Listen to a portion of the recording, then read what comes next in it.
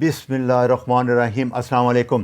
آج میں پھر اپنے شعبے پراسٹیٹ کے بارے میں آپ کو نئی تحقیق بتاؤں گا۔ میں کافی دیر سے جمع کر رہا تھا، کوئی نئی بات آئے تو بتاؤں، کیونکہ یہ پراسٹیٹ ایجنگ پروسیس ہے۔ 50 سال کے بعد تقریباً 50% لوگوں میں بڑھ جاتا ہے، اور اس لیے اس کو کوئی بیماری نہیں کہتے۔ جیسے آنکھوں میں موتیا آ جاتا ہے، بال سفید ہو جاتے ہیں، تو پراسٹیٹ بھی بڑھ جاتا ہے۔ یہ عمر کے ساتھ ہے۔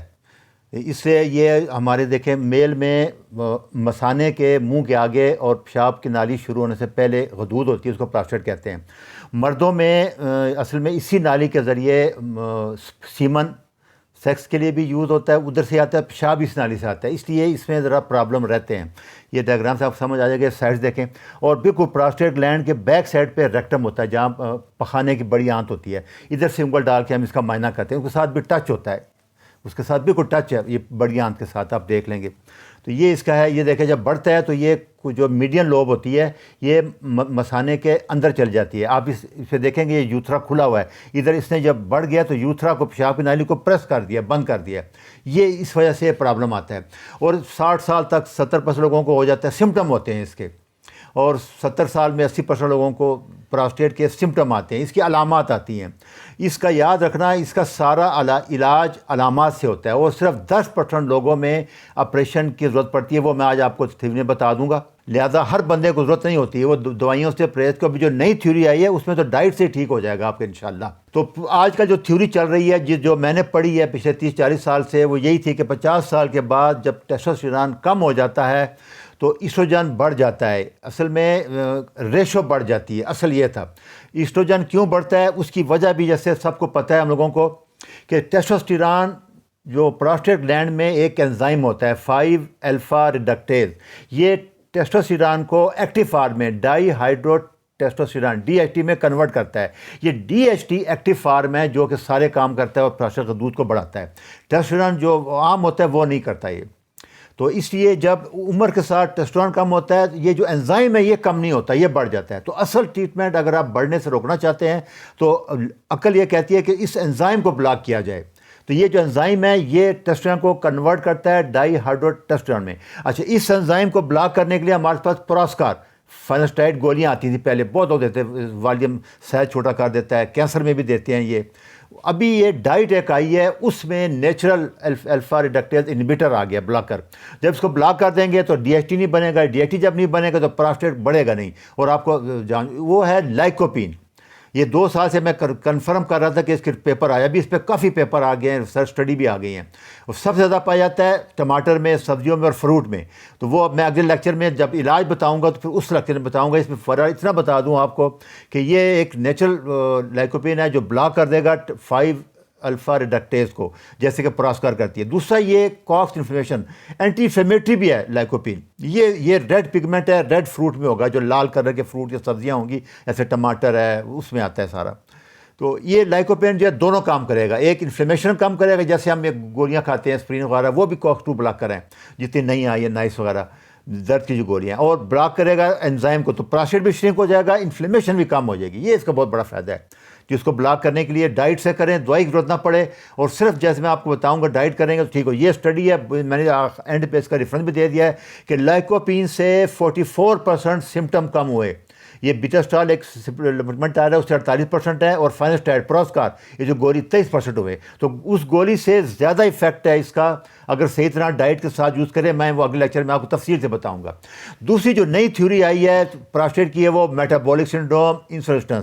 میں نے سارے شعبوں میں بتایا تھا کہ انسولین ہے، پراسٹیٹ پہ بھی اس کا افیکٹ آ گیا، یہ اب ثابت ہو گیا ہے۔ اور اس کا بالکل یہ اسٹڈی ہے، یہ سارے ریسرچ ہیں کہ میٹابولک سنڈروم، یہ انسولین ریزسٹنس سے، کیونکہ انسولین ایک اینابولک ہے جو کہ گروتھ کرتا ہے، تو پراسٹیٹ دودھ کو بھی بڑھاتا ہے۔ اس کی وجہ وہی ہے جیسے ہم بتا رہے تھے کہ وسرل فیٹ بڑھائے گا۔ وسرل فیٹ میں ایک انزائم ہوتا ہے ایرومیٹیز انزائم، جو خاص کر جو پیٹ کی چربی ہے، وہ ٹیسٹوسٹیرون کو ایسٹروجن میں کنورٹ کرتا ہے۔ اس لیے جن کا پیٹ بڑے ہوتے ہیں ان میں ٹیسٹوسٹیرون کم ہو جاتا ہے، امپوٹنسی زیادہ ہو جاتی ہے، اور ایسٹروجن یہی عورتوں میں ہوتا ہے، ایسٹروجن بڑھ جاتا ہے اور پھر سارے کینسر، یہ بریسٹ وغیرہ پرابلم شروع ہو جاتا ہے۔ تو پیٹ کی چربی، وسرل فیٹ، یہ سب سے خطرناک ہے۔ یہ وجہ ہے میٹابولک سنڈروم، انسولین انڈائریکٹلی بھی کرتا ہے اور ڈائریکٹلی بھی کرتا ہے انسولین۔ یہ ریسرچ ہے، اینڈ پہ ریفرنس بھی میں نے دے دیا اس کا۔ چوتھے نمبر پہ ہے انفلیمیشن۔ پراسٹیٹ کی بیکٹیریل انفلیمیشن ہوتی ہے, وائرل انفیکشن ہوتی ہے, ہائی انسولین انفلیمیٹری ہے, high sugar high carbohydrate inflammatory ہے, پروسیس فوڈ بہت انفلیمیٹری ہے. یہ دیکھیں یہ پراسٹیٹ کی انفلیمیشن ہے, پراسٹائٹس اتنا مشکل ہے اس کو کلیئر کرنا, کیونکہ وہاں بلڈ سپلائی کم ہوتی ہے, اینٹی بائیوٹک جاتے نہیں ہیں, 6 مہینے سال 2 سال ٹریٹمنٹ کرنی پڑتی ہے, بہت مشکل ہے. اس وجہ سے جب سوج پڑ جاتی ہے تو وہی سوزش ہے تو پراسٹیٹ سمٹم شروع ہوتے ہیں, پیچھے پیشاب رہنا شروع ہو جاتا ہے. دوسرا میں بتایا کہ ناٹ ریگولر ایجیکولیشن, جو ہم بستری نہ کریں تو, کیونکہ میں نے بتایا تھا کہ پراسٹیٹ سیکریشن ہماری سیمن میں جو منی ہے 20% پراسٹیٹ سیکریشن آتی ہیں, اس کے پیچھے سیمنل ویزیکل ہوتا ہے اس کی وجہ سے آتی ہیں. یہ دیکھیں سیمنل ویزیکل ہے, اس کی سیکریشن یہ ڈکٹ ہے سیمن کا, ادھر سے پیشاب آتا ہے اور یہ جو سائڈ پہ ہے اس سے آتی ہے منی, تو دونوں کے ایک ہے. تو اس وجہ سے جب وہ نہیں کریں گے ہم بستری تو منی جمع ہو جائے گی, تو وہ نالی کو تنگ کر دے گی, تھوڑے پراسٹیٹ سمٹم آنے شروع ہو جائیں گے. یہ اس کے بارے میں. اور دوسرا کانسٹیپیشن, جیسے میں نے بتایا تھا کہ قبض جو پراسٹیٹ ہے بڑی آنت کے ساتھ ٹچ ہے, تو اب کانسٹیپیشن ہوگی, قبض ہوگی, تب بھی یہ پریس کرے گا تو آپ کو پیشاب کے سمٹم پراسٹیٹ کے شروع ہو جائیں گے. یہ بڑی بڑی وجہ ہیں ساری ان کی. اچھا علامات جو ہیں جو تشخیص کرتے ہیں, اس کا سارا علاج علامات پہ. اگر آپ کا 100 گرام پراسٹیٹ ہے اس سے پریشان نہ ہو, اگر علامات نہیں ہے تو کچھ نہیں ہے. اگر 30 گرام ہے اور سمٹم ہے تو آپ کو کچھ نہ کچھ کرنا پڑے گا. اس لیے اصل چیز علامات ہے. اس میں 2 قسم کے ہیں, یہ اسٹوڈنٹ کے لیے ہیں, آپ کے لیے نہیں ہیں. لیکن ایک چیز اور میں سب سے امپارٹنٹ بتا دوں کہ ہمارے سمٹم کا 50% تعلق برین کے ساتھ ہے, باقی چیزوں کا بھی ہے, برین سے بہت تعلق ہے, خاص کر سیکس کا اور یہ پیشاب کا, مثانے کا, اس کا ہمارے ذہن کے ساتھ بہت گہرا تعلق ہے, سارا ادھر سے ہے. اگر آپ مینٹلی اسٹرانگ ہیں, مینٹلی ہیلدی ہیں, آپ ٹینشن میں نہیں ہیں, ڈپریس نہیں ہیں, تو یہ 50% سمٹم ختم ہو جائیں گے آپ کے, یاد رکھنا. اور مردوں میں مردانگی کے لیے بھی جو وہم ہے, سائیکالوجیکل امپورٹنس ہے, وہ 40-50% ہو گئی ہے. اس وجہ سے یہ بہت ضروری ہے. تو ذہن اپنا صحت مند رکھنا ہے آپ نے.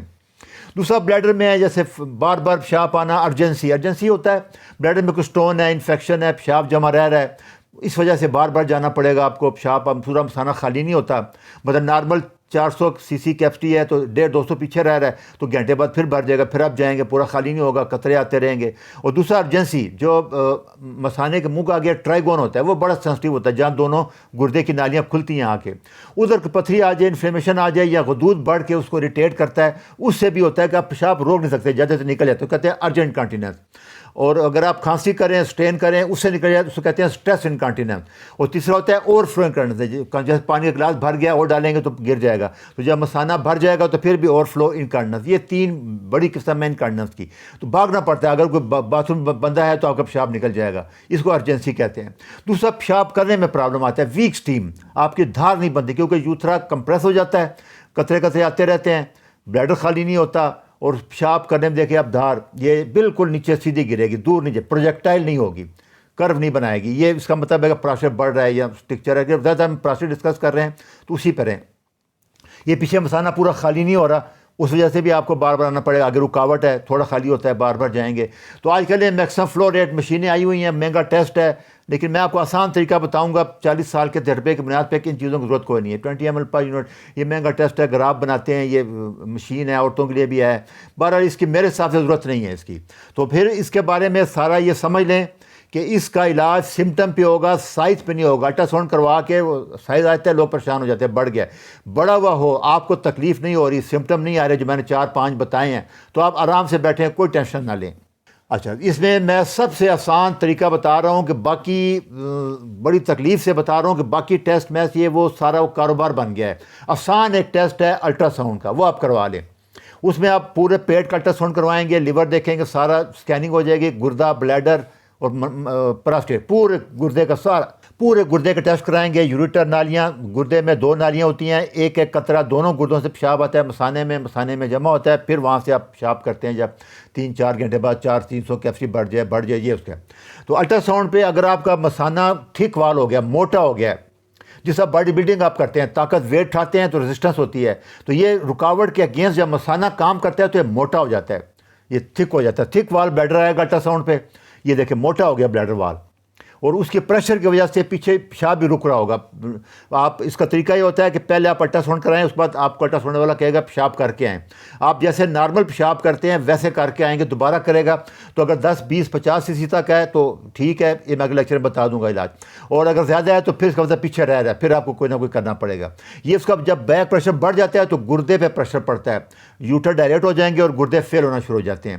یہ اس کا سائڈ افیکٹ. الٹرا ساؤنڈ پہ یہ چیزیں آپ نے دیکھنی ہیں, باقی ٹیسٹ کی فائدہ کوئی نہیں ہے. اگر یہ سب کچھ نارمل ہے تو پھر آپ کو کسی ضرورت نہیں ہے. سرجری میں انڈیکیشن کہ کن مریضوں کو آپریشن ضرور کرانا پڑے گا, اور یاد رکھیں یہ صرف 10% لوگ ہوتے ہیں, باقی 50-60% آپریشن جو ہوتے ہیں نا وہ پیسوں کے لیے کر رہے ہیں ڈاکٹر. یہ لکھ لیں, یاد رکھیں. یہ اگر چیزیں نہیں ہیں جو میں نے بتائی ہیں آپ کو, کیا افریڈیوپیتھی, آگے رکاوٹ نہیں ہے, گردے فیل نہیں ہو رہے, گردوں میں سوج نہیں ہے, پیچھے پیشاب 200-300 نہیں رہ رہا, مثانہ تھک وال نہیں ہے, یا بلیڈر میں پتھریاں نہیں ہیں, یا آپ کو خون لوتھڑے نہیں آ رہا, تو پھر آپ کو آپریشن کی ضرورت نہیں ہے. اگر یہ آ رہے ہیں تو پھر بار بار انفیکشن ہو رہا ہے, آپ کو ایفسس بن رہے ہیں پراسٹیٹس کے. یہ دیکھیں بیک پریشر سے گردے فیل ہو گئے, سوج پڑ گئی دونوں گردوں میں, اور یہ پھر یوریا بڑھ جائے گا, کرٹین بڑھ جائے گا. پھر علاج اس کے ہوتا ہے پہلے نائی ڈال کے 3-4-6 ہفتے رکھیں تاکہ کریٹ نیچے آ جائے, پھر اس کا آپریشن کریں. اس کنڈیشن میں آپریشن ضروری ہے.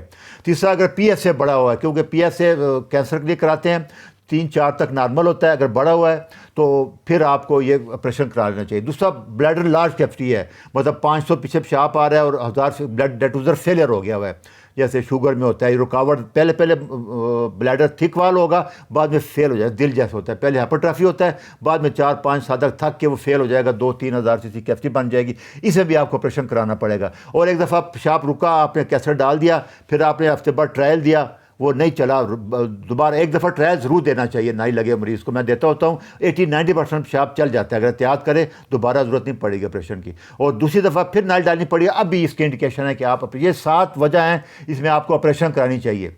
اچھا, بہت سے اس میں چیزیں آ گئی ہیں, لیزر آ گیا ہے, بہت کچھ آ گیا. میں ایک چیز آپ کو بڑا صحیح طرح بتا دوں کہ TUR, ٹرانس یوتھر ریسیکشن آف پراسٹیٹ, یہ بہترین علاج ہے.